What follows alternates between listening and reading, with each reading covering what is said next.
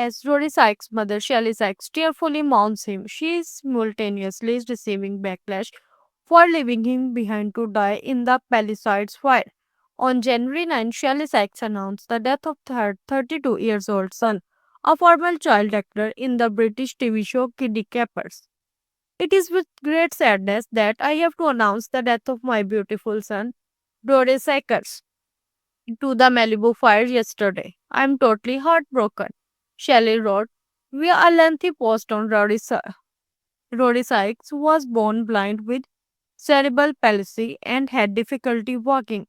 He overcome so much with surgeries and therapies to regain his sight and to be able to learn to walk despite the pain. He still enthused about traveling the world with me from Africa to Antarctica. After naming Rory's many accomplishments in life, Shelley went to explain how to quiet claimed his life and how she and his pet peacock will miss him dearly.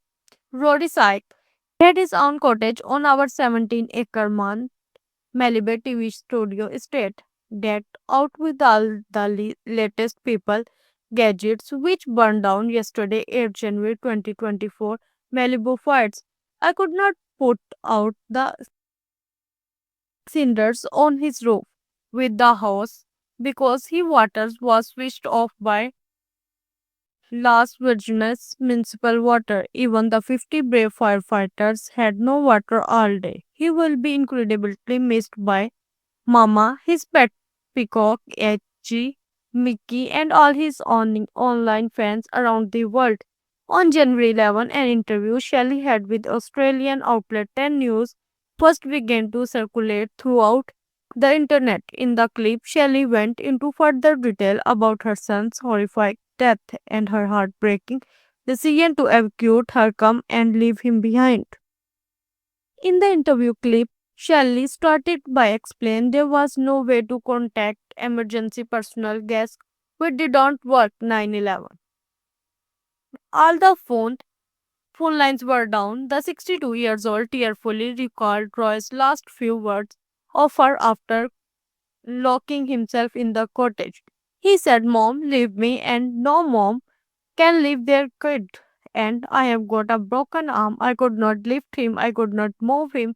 Shelley explained. Due to his cerebral palsy, Rory had difficulty walking on his own. Shelley tells Australian outlet Weekend Today that the heat from the fires made walking even more difficult. Rory's feet with the heat had started to swell and he couldn't walk very well. And he also had problems with his tummy, so he did not want to be far away from bathroom, Shelley said. She continued, so I stayed in the main property with my two peacock in a bathroom because it was hard to breathe. Sitting on the floor with bottled water and trying to keep wet, Shelley said.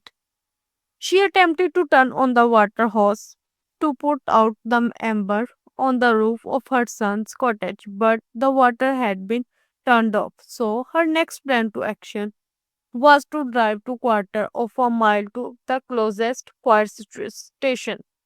Upon arriving there, she learned that they did not have any water either.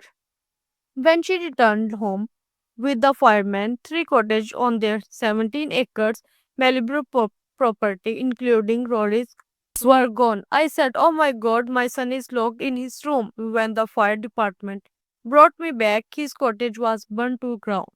He was my baby and died needlessly. According to Shelley, her man house was spared. My house was fired. The big man house, but there were embers flying everywhere and it was hard to breathe.